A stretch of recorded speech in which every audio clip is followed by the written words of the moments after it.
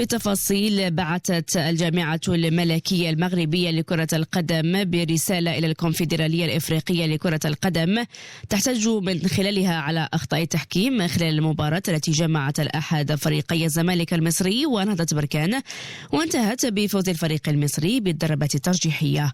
الجامعة وصفت التحكيم بالفاضح وغير المقبول في لقاءات حاسمة.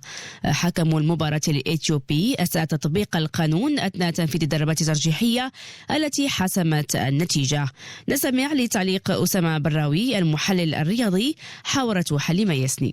صراحة الاحتجاج اللي تقدمت به الجامعة الملكية هو خطوة محمودة، وحتى هي ما غاديش تعطي النتائج ملموسة في الحين، يعني نتيجة المقابلة محسوب فيها سلفا، وهذا هو ثاني احتجاج كتقدم به الجامعة الملكية في أقل من أسبوع، لأنها تقدمت يوم الاثنين الماضي كذلك باحتجاج لدى الكاف في المقابلة ديال الوداد وكذلك الترجي التونسي. المقابلة كذلك شابتها العديد من الأخطاء التحكيمية وكانت أخطاء مؤثرة جدا نتيجة المقابلة. إذا هاد الاحتجاجين اللي تقدمت بهم الجامعة الملكية المغربية ما غاديش يحسموا في النتيجة أو غادي تتعادل المقابلة، ولكن هو غير تحسيس بالظلم الذي تعرضت له الفرق المغربية.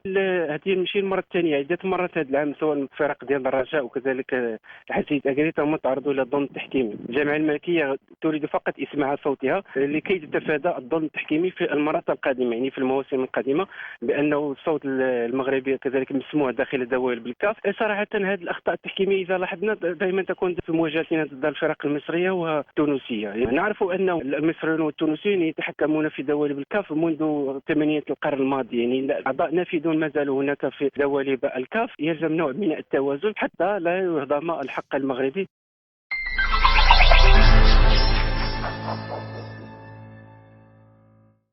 La Fédération royale marocaine de football ne décolère pas. Donc, l'institution dirigée par Fawzi El Qarja semble toujours très remontée contre les arbitres des finales des coupes africaines. Après une première plainte adressée à la CAF au sujet de l'arbitre égyptien du match Wydad de Casablanca, Espérance de Tunis, la fédération a de nouveau interpellé la Confédération africaine au sujet de l'arbitrage de la finale retour de la Coupe de la CAF entre le Zamalek et la Renaissance sportive de Berkane.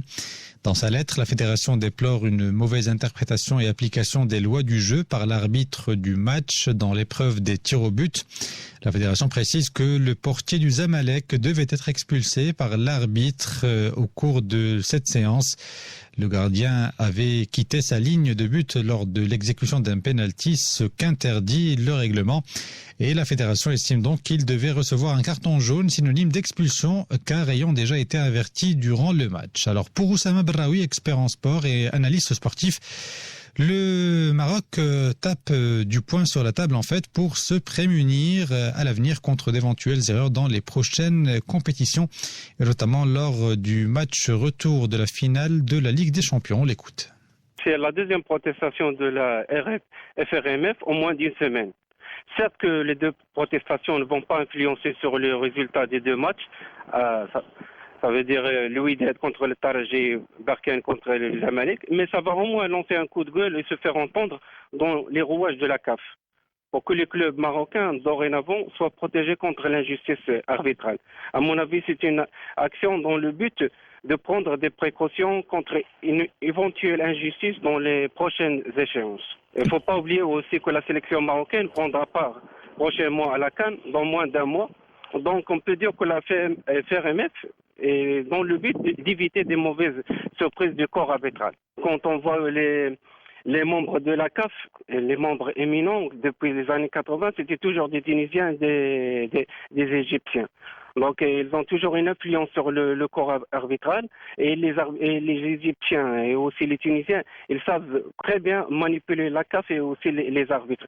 La preuve que le prochain match de Wydad contre le Tarji à Tunis, leur presse est en train de décrire que Bakary Gassama c'est l'arbitre du Maroc.